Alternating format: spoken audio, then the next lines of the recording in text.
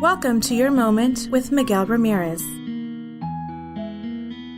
Hello and welcome to Your Moment. My name is Miguel Ramirez, and on today's show, I'm welcoming back Carolyn Inmon. Carolyn Inmon talks about a chapter in her book called The Emotional Robber. She also shares about what emotional abuse can do when it has an impact on both people involved, and if there's a family, what type of upbringing it could give children. She also shares a personal story about Tanya Brown, the co-author of the book 7 Characters of Abuse, Domestic Violence, Where It Starts and Where It Can End. Let's welcome back Carolyn Inmon.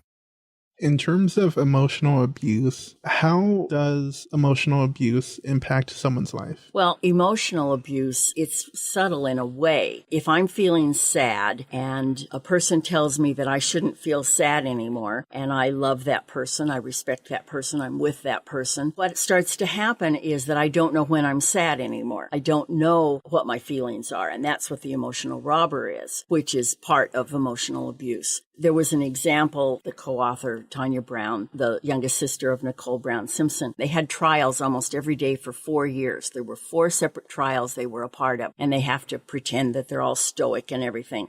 Clearly, the worst day of the 4 years. Pictures, and they talked about how Nicole's head was almost cut off from her body. And she came home. She was living with a boyfriend at the time. She got through the day. She got through the drive home. She opened the door. She closed the door and burst into tears. And he said, "What's the matter with you?" And she said, "Well, this happened and it was horrible." And she starts to tell him the story. And he says to her, "It's been a year. Aren't you over that yet?" Wow. That's emotional abuse. If he loved her, if he was a good person, he would take her in his arms and he would say, "Wow, that's awful. That's just terrible. I'm so sorry." That's love. These things are not love. It's not love to text a person 55 times a day or an hour. Well, that would be a little much, but the on and on. Yes. That's lack of trust. You have to have trust in a relationship. And trust is very vital and crucial. And what I find with relationships, when someone is coming from either a childhood of domestic abuse, if they've experienced in their lives early on, they might see a relationship with that as kind of a comfort area. They've grown up with it, so they might feel comfortable in this relationship. Right. And that's one of the saddest things.